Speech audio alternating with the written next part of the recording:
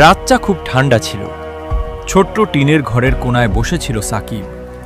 ছাদের ফাঁক দিয়ে পানি পড়ছিল, আর তার মা পুরনো একটা কাপড় দিয়ে সেটা আটকানোর চেষ্টা করছিল। মা, তুমি ঘুমাও, আমি ঠিক আছি, সাকিব আস্তে করে বলল। কিন্তু সে ঠিক ছিল না। তার হাতে একটা পুরনো স্ক্রিন ফাটা মোবাইল, সেটাতেই সে ফ্রি ফায়ার খেলত। ফোনটা এত স্লো ছিল যে গেম ঢুকতেই অনেক সময় লাগত, আর মাঝে মধ্যে হঠাৎ বন্ধ হয়ে যেত। তবুও ওটাই ছিল তার একমাত্র স্বপ্নের দরজা। দিনে সে চায়ের দোকানে কাজ করত।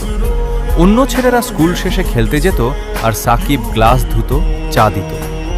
মাঝে মাঝে দূরে দাঁড়াও বা বলে না কিছু দিয়ে দেখত তারা হাসছে, খেলছে, আর তার চোখে এক অদ্ভুত কষ্ট জমে থাকত। একদিন দোকানের এক ভাই তাকে জিজ্ঞেস করল, তুই এত চুপচাপ থাকিস কেন? সাকিব একটু হেসে বলল, আমি একদিন বড় গেমার হব ভাই। লোকটা হেসে উড়িয়ে দিল, কিন্তু সাকিব হাল ছাড়েনি।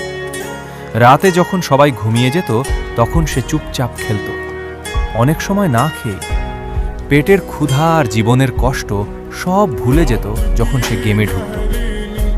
একদিন তার মা অসুস্থ হয়ে পড়ে। ওষুধ কেনার টাকা ছিল না। সেদিন সাকিব ফোনটা হাতে নিয়ে কাঁদতে কাঁদতে বলল, আমি যদি কিছু করতে পারতাম। সেদিন থেকেই সে আরও পাগলের মতো প্র্যাকটিস শুরু করে। কিছুদিন পর একটা ছোট অনলাইন টুর্নামেন্টে সে জয়ী হয়। পুরস্কার ছিল অল্প কিছু টাকা, কিন্তু তার জন্য সেটা ছিল পৃথিবীর সবচেয়ে বড় জিনিস। সে দৌড়ে গিয়ে মায়ের জন্য ওষুধ কিনে আনে। মা চোখে পানি নিয়ে বলেছিল, তুই পারবি বাবা, তুই একদিন অনেক বড় হবি। সেদিন রাতে সাকিব প্রথমবারের মতো কাঁদতে কাঁদতে হাসছিল। তার গল্প এখনো শেষ হয়নি, কিন্তু একটা জিনিস সে প্রমাণ করে দিয়েছে, স্বপ্ন কখনো গরিব হয় না। তো গাইজ, ভিডিও কেমন লাগলো কমেন্টে জানাবেন, আর এই রকমই ভিডিও পেতে আমার চ্যানেলটি সাবস্ক্রাইব করুন। দেখা হচ্ছে নতুন কোনো ভিডিওতে। সেই পর্যন্ত ভালো থাকবেন, সুস্থ থাকবেন। ধন্যবাদ।